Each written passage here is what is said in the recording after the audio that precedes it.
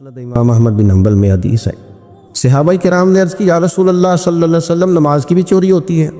تو اللہ کے نبی صلی اللہ علیہ وسلم نے فرمایا ہاں، نماز کا بھی چور ہے، نماز کا بھی چور۔ حضور کیا مطلب؟ فرمایا جو بندہ رکوع اور سجود پورا نہیں نہ کرتا وہ نماز کی چوری کرتا، اور چوروں میں سے برا چور ہے، آیا بھی ہے، وضو بھی کیا ہے، مسجد پہنچ بھی گیا ہے، پھر بھی اس کو جلدی بڑی جلدی۔ کچھ لوگوں کو آنے کی بھی جلدی ہوتی ہے مسجد میں، واپس جانے کی بھی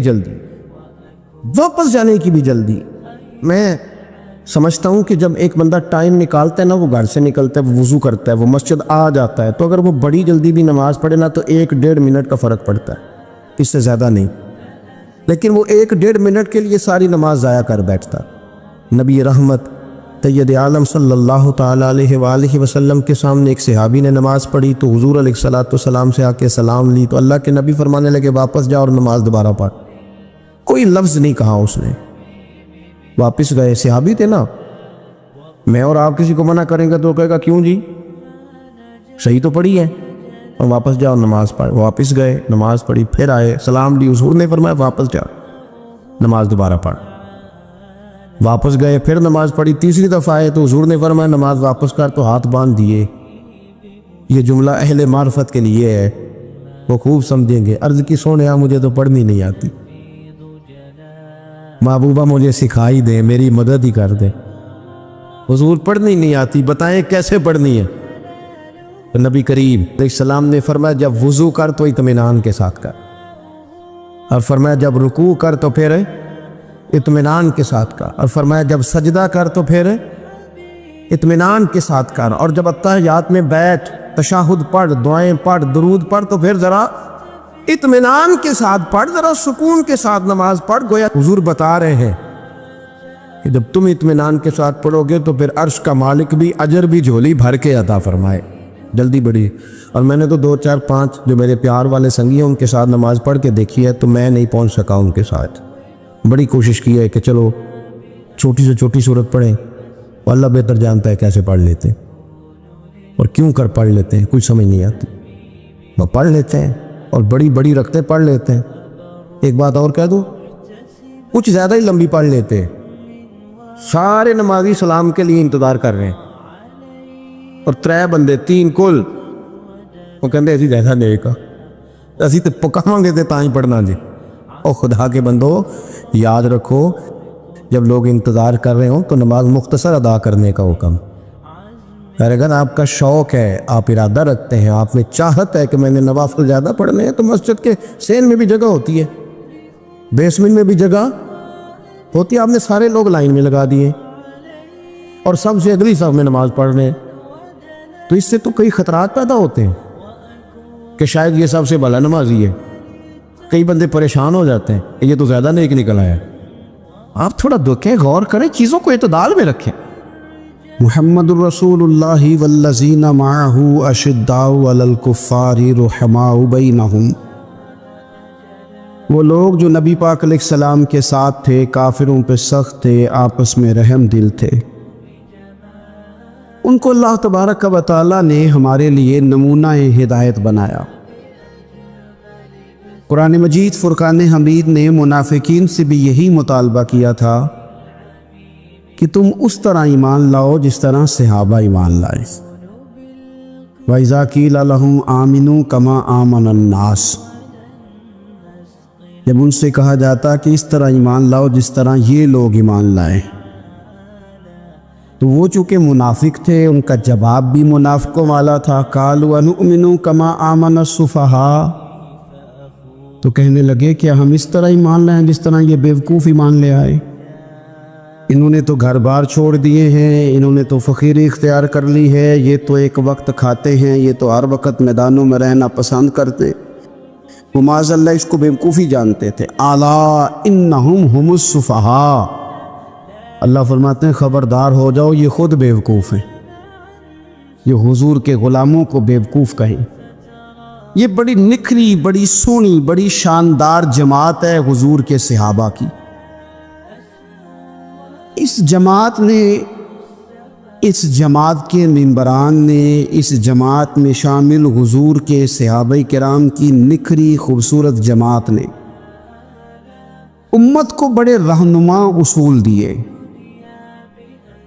بڑے عالی شان افکار دیے، بڑی خوبصورت یادیں چھوڑی۔ ہمارے ساتھ یہ ہوا ہے کہ جس طرح ہم اپنی تاریخ کے بے شمار پہلوؤں کو فراموش کر بیٹھے، اسی طرح صحابہ کرام علیہم رضوان میں سے جو خاص نورانی عالی شان لوگ تھے اور جن کا تذکرہ پڑھنے اور سننے سے دل روشن ہو جاتا تھا، ہم نے ان لوگوں کو بلا دیا ہے۔ بزرگان دین کے عرس نہ صرف یہ کہ ہمارا نظریہ ہے، بلکہ وہ دین کا ایک بہت بڑا حسن ہے، لیکن یہ کہ ان بزرگان دین کے عرس کے ساتھ ساتھ اگر ان بزرگوں کی یادیں بھی بنائی جاتی، ان کے روشن تذکرے بھی لوگوں کے سامنے رکھے جاتے، تو امت کی جو آنے والی نسلیں تھیں وہ ان کو اپنا رہنما، اپنا مقتدا، اپنا پیشوا تسلیم کرتی۔ اور یہ وہ رہنما تھے جنہیں حضور نے امت کا رہنما کہا۔ اصحابی کالنجوم، یہ ستارے ہیں میرے صحابہ، کسی کے پیچھے چلو گے تو اللہ تمہیں ہدایت عطا کرے گا۔ ان میں سے ایک صحابی کا تذکرہ، ایک جلیل القدر امین امت، السابقون الاولون میں سے چمکتے ہوئے ستارے، حضرت ابو عبیدہ بن جراح رضی اللہ تعالی۔ حضرت ابو عبیدہ بن جراح رضی اللہ تعالیٰ عنہ ان قرون اولیٰ کے لوگوں میں سے جنہوں نے بالکل ابتدا میں حضور کے دست اقدس پر کلمہ پڑھ لیا تھا، بالکل شروع میں دار ارقم کے دنوں میں، شاید اس سے بھی قبل۔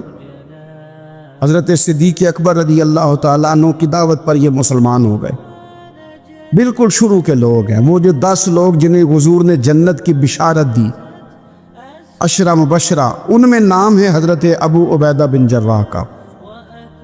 صحیح بخاری میں حدیث ہے، نبی پاک صلی اللہ تعالیٰ علیہ وسلم نے فرمایا ہر امت کا ایک امین ہوتا ہے، اور فرمایا میری امت کے امین حضرت ابو عبیدہ بن جراح ہیں رضی اللہ تعالیٰ عنہ۔ اہل نجران کے کچھ لوگ آئے، انہوں نے عرض کی حضور کوئی ایک شخص ہمارے ساتھ روانہ کرے، اور بندہ کوئی امانت دار ہو، امین ہو۔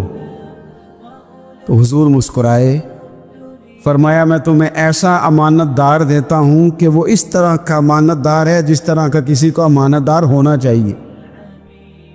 ختم ہو جاتی ہے اس سے آگے پیچھے یہ ساری تعریفیں۔ فرمایا اس طرح کی امانت دار کو تمہارے ساتھ بھیجتا ہوں، وہ کون ہے؟ فرمایا حضرت ابو عبیدہ بن جراح۔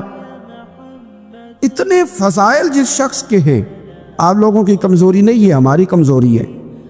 ہم نے چاند ایک صحابہ کے تذکرے کیے، باقی بزرگ ترین شخصیات امت کے سامنے آنے سے وہ اس لیے رہ گئیں کہ ہماری ترجیحات کچھ اور چیزیں تھیں، ہمارے فکر کی جولانیوں میں کچھ اور چیزوں نے جوش زیادہ مارا۔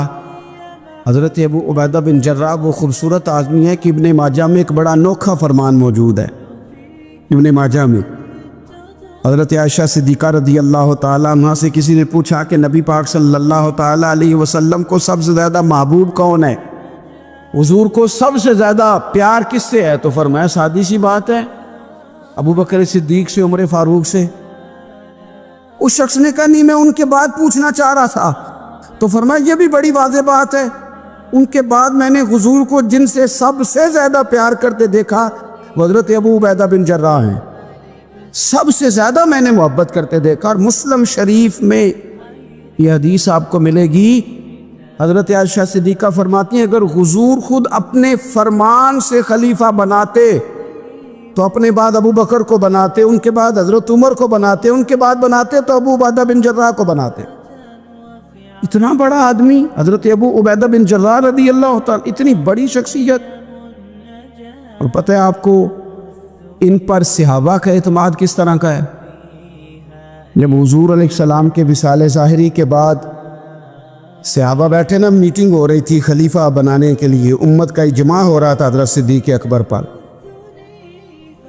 تو ایک دوسرے سے نہ پوچھا جا رہا تھا کہ آپ کی نظر میں اگر بیعت کی جائے تو کس کی جائے، آپ کی نظر میں بیعت کی جائے تو کس کی جائے، آپ کی نظر میں اگر امیر مقرر کیا جائے تو کسے کیا جائے، آپ کی نظر میں خلیفہ کس کو ہونا چاہیے؟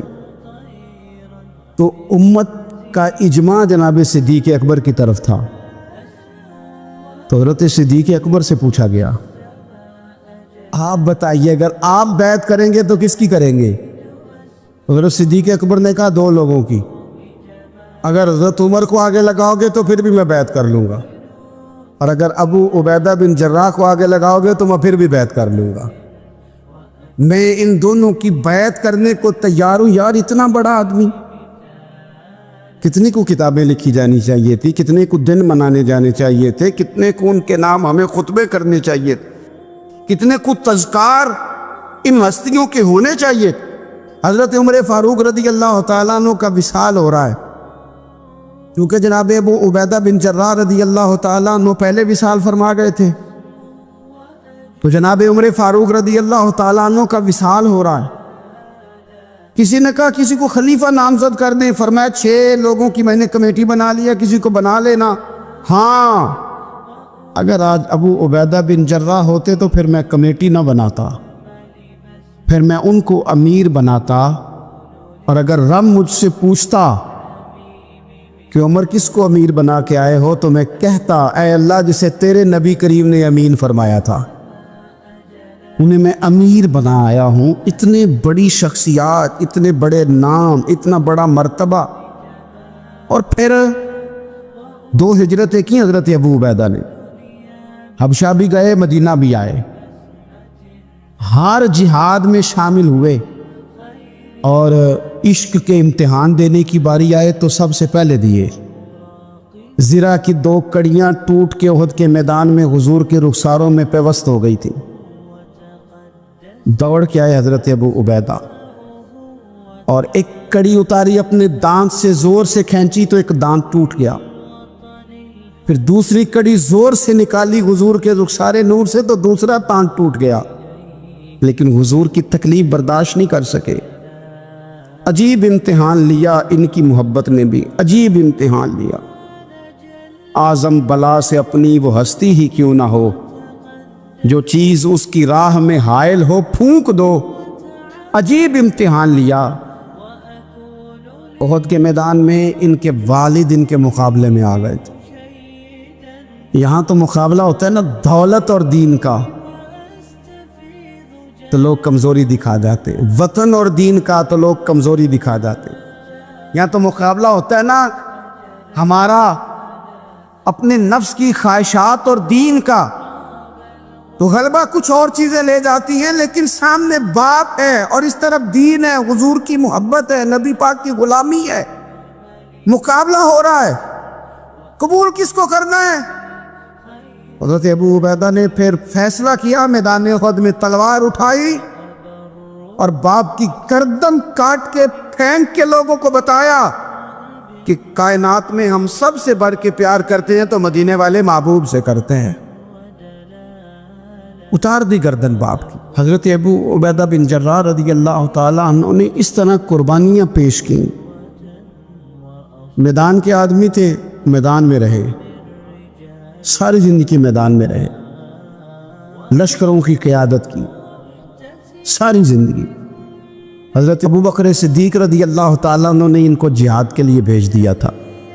حضرت عمر کا بڑا اعتماد رہا۔ دوستی کس سے تھی؟ حضرت معاذ بن جبل سے۔ گہرے دوست کون تھے؟ حضرت خالد بن ولید۔ ان لوگوں سے گہری دوستی تھی۔ سادہ بود و باشت، سادہ کھانا، سادہ اٹھنا بیٹھنا، سادہ مزاج۔ حضرت عمر فاروق رضی اللہ تعالیٰ عنہ ملک شام گئے، یہ بھی ملک شام میں تھے۔ جناب عمر فاروق کے مزاج میں جلال تھا۔ آپ نے کچھ لوگوں کو دیکھا جنہوں نے زرق برق لباس پہن لیے، بڑے بڑے عالی شان بنگلے بنا لیے، بڑے بڑے گھروں میں رہنے لگے۔ تو حضرت عمر کو اتنا جلال آیا کہ زمین پر اتر کے نا سنگریزے اٹھا کے تو لوگوں کو مارتے تھے۔ فرماتے تھے اتنی جلدی حضور کی تعلیم بھول گئے اور تم نے اجمیوں کے طریقے اپنا لیے۔ اتنی تکلیف کے ساتھ حضرت عمر گفتگو کرتے، لیکن حضرت ابو عبیدہ سے ملتے تو فرماتے یار تھوڑی روٹی بھی کھایا کر، کبھی تو بھی کپڑے بدل لیا کر۔ اتنا فقر، اتنی سادگی، اولین لوگوں میں سے جن کے لیے لوگ مسلمانوں کا امیر المومنین بنانے کی باتیں کر رہے ہیں۔ حضرت عمر ملنے گئے تو کسی چٹائی کے ٹکڑے کی تہ 2-3 لگا کے گھوڑے پہ اس کو رکھ لیا جاتا تھا سواری کرنے کے لیے تاکہ پسینہ نہ آئے، اسی کو اتار کے نہ تو سرانہ بنا کے بیٹھے لیٹے ہوئے زمین پہ۔ حضرت عمر ملنے گئے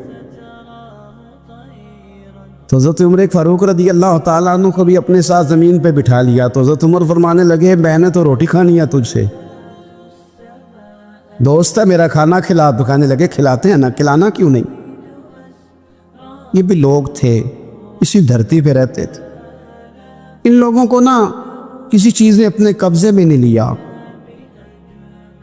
نہ عورتوں کی باتیں انہیں بہلا سکیں، نہ بچوں کی خواہشات کے ہتھے چڑھے، نہ زمانے کی تیز دوڑ میں شامل ہوئے، نہ کسی کہانی کا حصہ بنے، نہ لوگوں کی یہ باتیں کہ دور بدل گیا، کوئی چیز ہیوی نہیں ہوئی، اس لیے کہ انہوں نے فقیری مدینے والے محبوب سے سیکھی تھی۔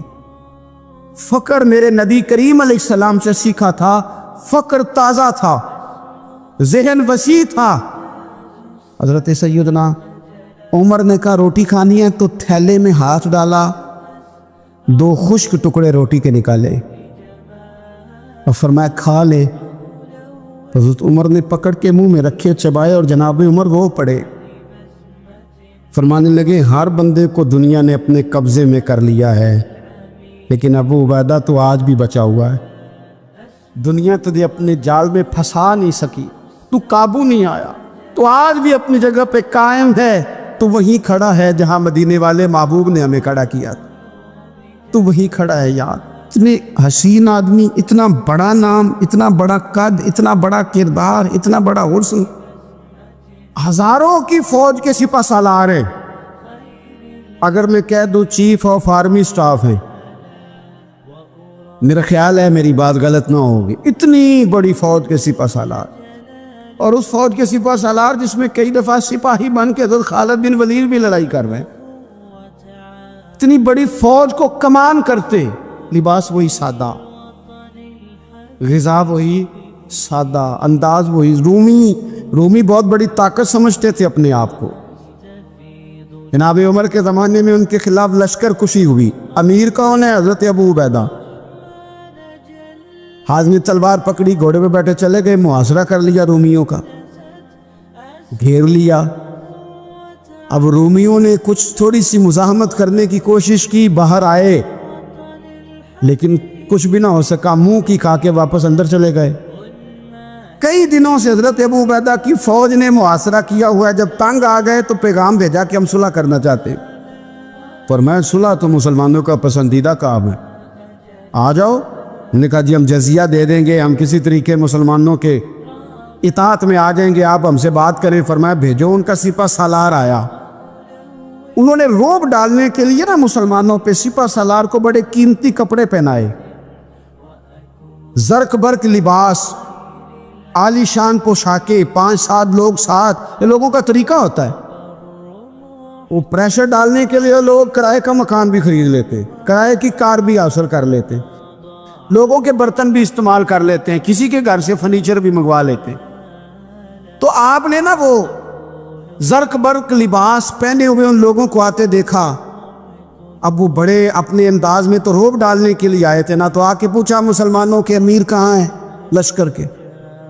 تو انہوں نے کہا ادھر ہی تھے، یہی کہیں ہوں گے۔ بڑا حیران ہوا کہ ہم تو بڑے لاؤ لشکر کے ساتھ آئے۔ یاد رکھ لیں روب کپڑوں کا نہیں ہوتا، روب کردار کا ہوتا ہے۔ پھر پوچھا کہاں ہے؟ نے کہا جناب وہ سامنے خیمے میں دیکھ لو۔ وہ خیمے میں گئے تو اتنی بڑی فوج کا سپہ سالار زمین پہ بیٹھے اور اپنے تیر سیدھے کر رہے ہیں۔ اب وہ بڑے زرق برق لباس میں کہنے لگا ابو عبیدہ بن جراح آپ ہیں؟ فرمایا میں ہی ہوں۔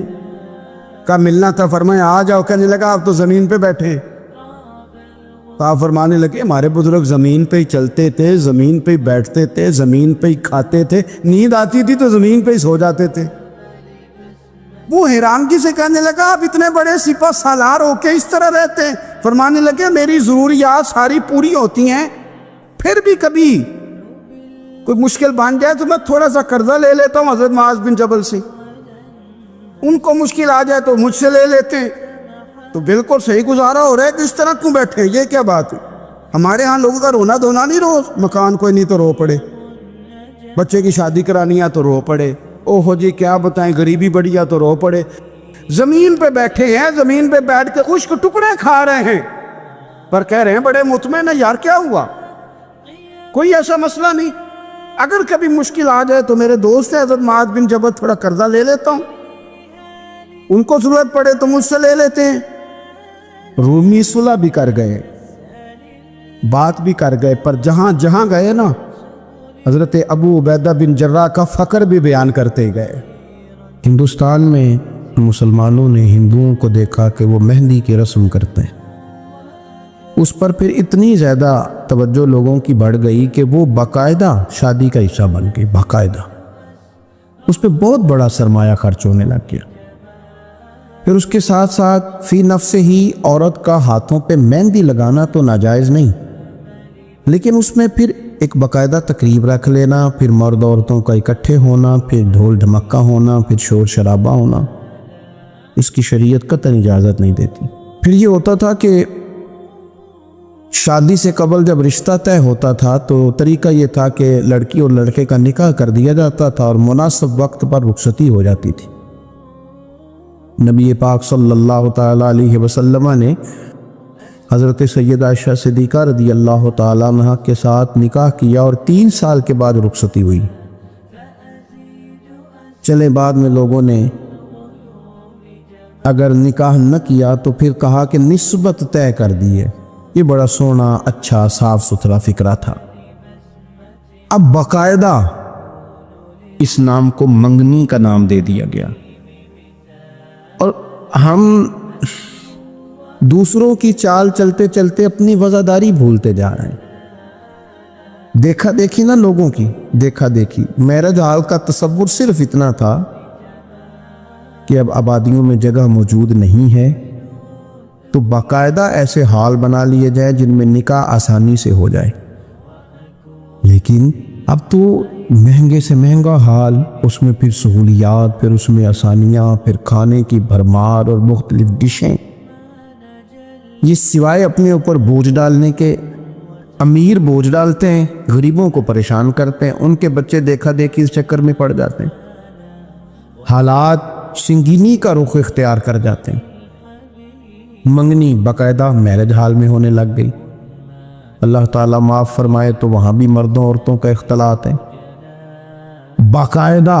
ابھی اس کا نکاح نہیں ہوا، وہ تو غیر محرم ہے، اس کو انگوٹھی دی جاتی ہے پہنانے کے لیے، اور لڑکا لڑکی کے ہاتھ میں انگوٹھی پہنا رہا ہے۔ ناراض نہ ہونا، حاجی صاحب بھی کھڑے ہوتے ہیں، نمازی صاحب بھی کھڑے ہوتے ہیں، وہ صاحب بھی کھڑے ہوتے ہیں جو مذہبی تقریبات میں آگے آگے دکھائی دیتا، لیکن یہاں دین ہی نہیں یاد آ رہا۔ کوئی شخص کلام کرنے کو تیار ہی نہیں ہے کہ میاں یہ تو حرام ہے، حرام ہے، اشد حرام۔ جب تک ان کا نکاح نہیں ہو جاتا یہ ایک دوسرے کے لیے محرم نہیں ہے، لیکن کوئی روکنے والا نہیں۔ تقریبات بڑھتی گئیں، بوجھ بڑھتا گیا، بہت بڑا سرمایہ۔ ویسے بھی مسلمان نے کوئی، اس کی تو زندگی بڑی بامقصد ہے، اس نے کوئی یہاں الجھ کے تو نہیں نہ رہ جانا۔ پھر اور باتیں بڑی، سالگرہ ایک پورا وتیرہ اختیار کر گئی ہے، گھروں کے اندر سرایت کر گئی ہے سالگرہ، ایک پوری تقریب بن گئی ہے، پورا خرچہ لے گئی ہے وہ۔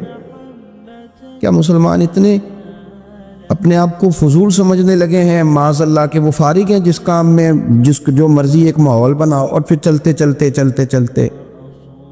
طرح طرح کی تقریبات اور طرح طرح کے، یہ فلانا جشن بہاراں آ گیا ہے تو یہ اپریل فول آ گیا ہے تو یہ بیماری نیو ایئر نائٹ کی آ گئی۔ میں نے رات بھی کہا تھا، جس قوم کی بچیاں کشمیر میں روز روتی ہوں وہ جشن منائے گی سڑکوں پہ نکل، جن لوگوں کے بھائی برما میں کاٹ دیے جاتے ہوں وہ جشن منائیں گے؟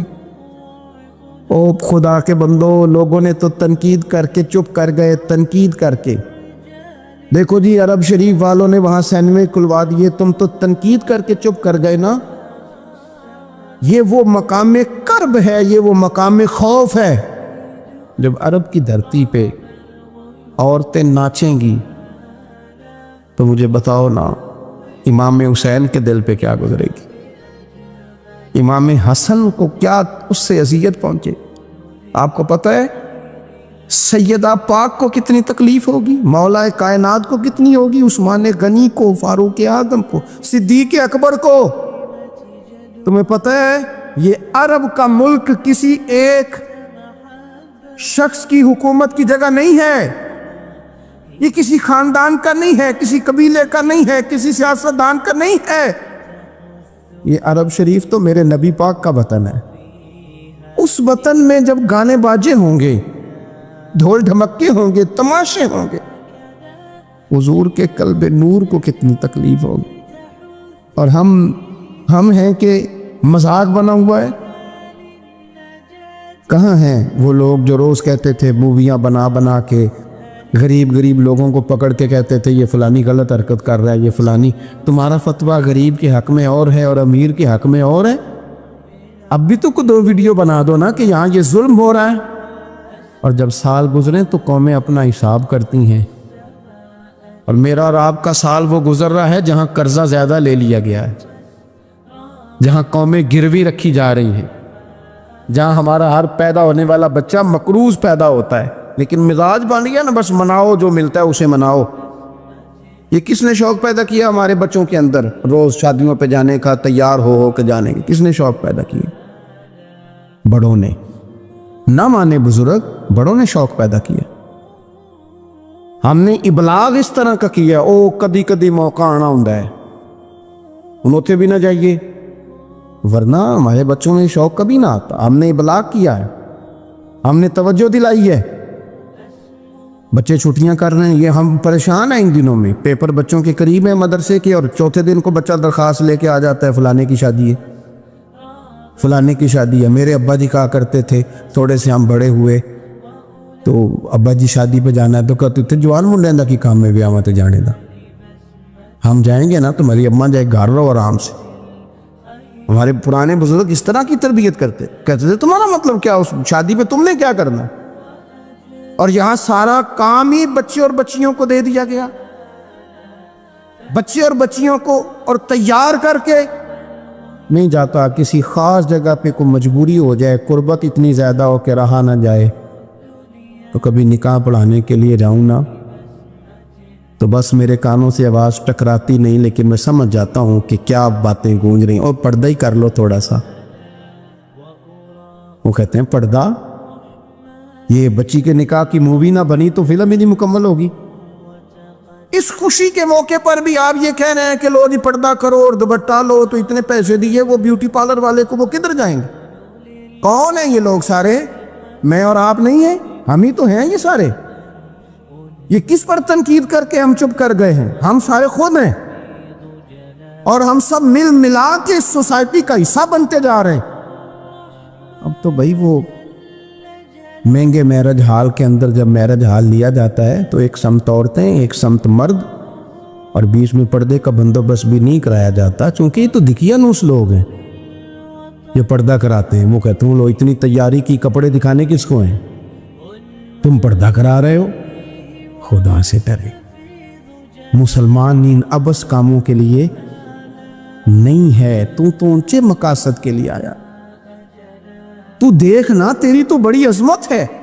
کنتم خیر امۃ اخرجت للناس تأمرون بالمعروف وتنہون عن المنکر۔ تجھے تو بھیجا تھا کہ تو دنیا میں خیر عام کرے گا، برائی کا ہاتھ تھامے گا۔ تو کہاں الجھ کے رہ گیا؟ اپنی تقریبات پر تھوڑی توجہ دیں۔ ایک تو یہ خوشی کی تقریبات، پھر ایک غم کی تقریبات۔ میں نے اپنے کانوں سے سنا ہے کل 10ویں کا اعلان اکٹھا کرا دیا گیا، اور یہ ٹھیک کیا جاتا ہے، ایک ہی دن میں دونوں اصال ثواب کی تقریبات ہو جائیں۔ اس کا اصل اصال ثواب ہے۔ اصال ثواب کیا ہے؟ इसाल सवाब ये है कि आपको दुआ करनी है जाने वाले के लिए, कुछ कुरान मजीद पढ़ के, कुछ अज़कार पढ़ के, कुछ वज़ाइफ पढ़ के उसकी रूह को इसाल करना है। इतना मकसूद है। बड़ी गौर से, मुझे थोड़ा टाइम देंगे आप 2-3 मिनट का सिर्फ, और मेरी बात पे ना ख़ास तवज्जो करें, ख़ास बात करना चाहता हूँ। अगर उसमें खाना पकाना है ना, तो आपने खाना इसलिए पकाना है कि गरीब को, मिस्कीन को खाना खिलाएंगे, और जो सवाब उसका मिलेगा वो भी जाने वाले की रूह को मिलेगा। लेकिन अगर आप उसमें दावत पका लें, दावत रिश्तेदारों की, यारों की, वो तो भाई दावत है। एक है कि आपने कोई ऐसा काम किया जिससे जाने वाले की रूह को, होटल में बैठ के खाना खाया 4 बंदों ने, मौज की, मर्जी का उन्होंने गोश्त उड़ाया, तो वो कहें इसका सवाब जाएगा। ये जो दावत का लफ्ज़ है ना, कि दावत की, अमीर अमीर लोग सारे इकट्ठे किए, रिश्तेदार, दोस्त, अहबाब, सियासी सब आ गए, अब आपने वो दावत की और नाम आपने ख़त्म शरीफ का दे दिया। आप थोड़ी गहराई से सोचेंगे ये ख़त्म बनता है, वैसे ज़हन कबूल करता है कि ये ख़त्म शरीफ है। अब मैं कह लूँ, अब मैं ये बात कर लूँ कि हमारे यहाँ कुछ वलीमा नुमा चेलम भी होते हैं। वलीमा नुमा चेलम, वो टाइटल चेलम का है और अंदर जाकर देखो तो माहौल सारा वलीमे का है, तो ये साले सवाब है। आप बताएं जिम्मेदारी से कि ये साले सवाब है। आप गुरबा की दावत पकाएंगे, गरीबों मिस्कीनों की, इनकी दावत आला हज़रत बरेलवी रहमतुल्लाह ने लिखा है जायज़ नहीं है दावत करना इस तरह। हाँ, आए हो खाना खा जाएं, फी नफ्स से ही रिश्तेदारों को खाना खिलाना, दावत खिलाना सवाब है, लेकिन ख़त्म को, चेलम को, 10वें को दावत बना लेना ये दुरुस्त है। वैसे उनको दें आप, सवाब है। लेकिन हमारे यहाँ तो मतलब अजीब सा एक माहौल ख़त्म शरीफ, यानी कुल 10वें का इकट्ठा ऐलान हो गया, मैं मौजूद था, तो कहने लगे वे कौन है, पैसे लगे जो बचाने। खुदा के बंदो यूं तो ना करो। एक उनका वालिद चला गया, वालदा चली गई, कोई अजीज चला गया, और दूसरा ये कि आप ये बताएं घर से रोटी नहीं मिलती, सिर्फ ख़त्म की मिलती है। इतनी छोटी सोच कौन पैदा करता है? ये तो माहौल में ही ऐसी बातें नहीं होनी चाहिए। मैं आपको कह रहा हूँ, मैं मौलवी साहब होके, मस्जिद का खतीब होके, हालांकि चेलम पे ड्यूटी मौलवी साहब की है, उनको तो मौका मिलना है 10वें का भी, चेलम का भी, कुल का भी, लेकिन मौलवी का भी तो कौल होना है ना, उसे भी तो ख्याल करना चाहिए कि जो चीज़ें दुरुस्त हैं सिर्फ उतनी दुरुस्त हैं। हदबंदी से बाहर जाए तो चीज़ ठीक नहीं रहती। इसलिए इन तकरीबात को भी यकीन करें। कुल शरीफ पे माहौल दावत का ना हो। मैं आपको जिम्मेदारी से कहता हूँ, किसी का बाप फौत हो जाए तो जितनी अच्छी दुआ वो मांग सकता है, दर्द से उतनी कोई और नहीं मांग सकती। लेकिन वो तो दावत पका रहा है ना, वो तो देगों पे है, वो तो टेंट का सामान इकट्ठा कर रहा है, वो तो तरतीब लगा रहा है। और मैं जिम्मेदारी से कहता हूँ, कुल से पहले 10वें के बाद, चेलम के बाद बेटों की लड़ाई होती है कि खर्चा ज़्यादा है, तुम हिस्सा नहीं पूरा दे रहे, ये साले सवाब है। तेरे ज़िम्मे 25,000 है, तेरे ज़िम्मे 30,000 है, ये साले सवाब है। ये गलत चीज़ है, क्योंकि आप, एक माहौल है दावत का, एक माहौल है दुआ का, इन दोनों में फ़र्क है। जहाँ दुआ का माहौल होगा ना, वहाँ नहीं ये टेंटों का चक्कर, रोटियों का चक्कर, ये आने जाने वालों का चक्कर, मैरिज हाल, वहाँ नहीं। वहाँ तो लोग कुरान शरीफ पढ़ेंगे, वहाँ तो घर वाले भी बैठ के तसल्ली से तस्बीह करेंगे और फिर तसल्ली से आंसुओं समेत रब की बारगाह में दुआ करेंगे। दावत और दुआ का माहौल ही अलग अलग है।